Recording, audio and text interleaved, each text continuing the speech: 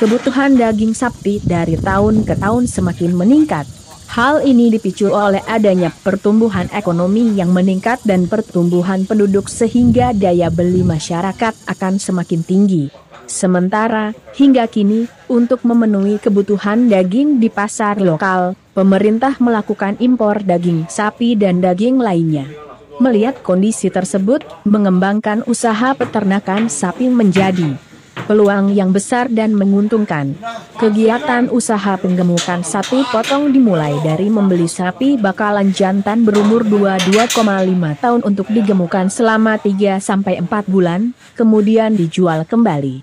Berbeda dengan usaha pembibitan, di mana kegiatannya dimulai dengan memelihara sapi induk hingga dewasa dan menghasilkan pedet bibit-bibit baru sapi bakalan untuk digemukan.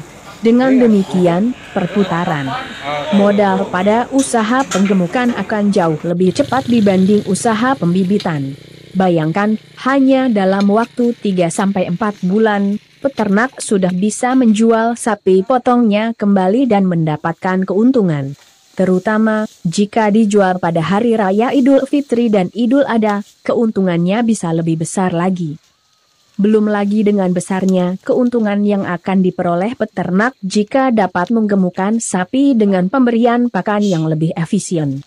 Di samping itu, penjualan kotoran sapi sebagai pupuk kompos dapat memberikan keuntungan tambahan. Maka dari itu, peternak sapi atau orang yang ingin membuka usaha ternak sapi harus mengetahui cara menggemukan sapi yang berkualitas tinggi dengan cepat.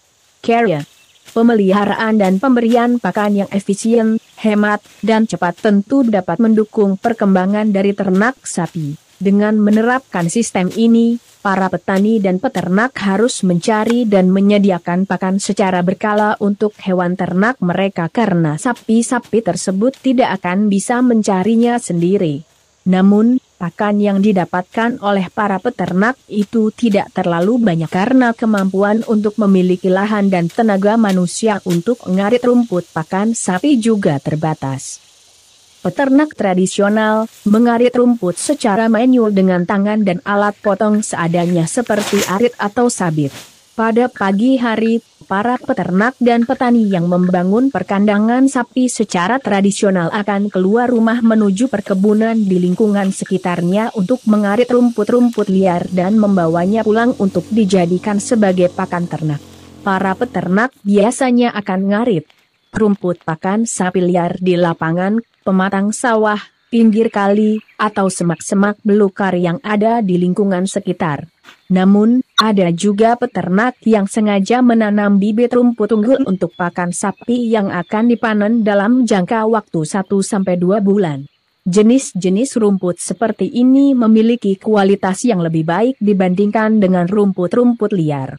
Ada beberapa jenis rumput hijauan pakan ternak yang memiliki kandungan nutrisi yang sangat bagus sehingga banyak dicari dan menjadi kesukaan para peternak.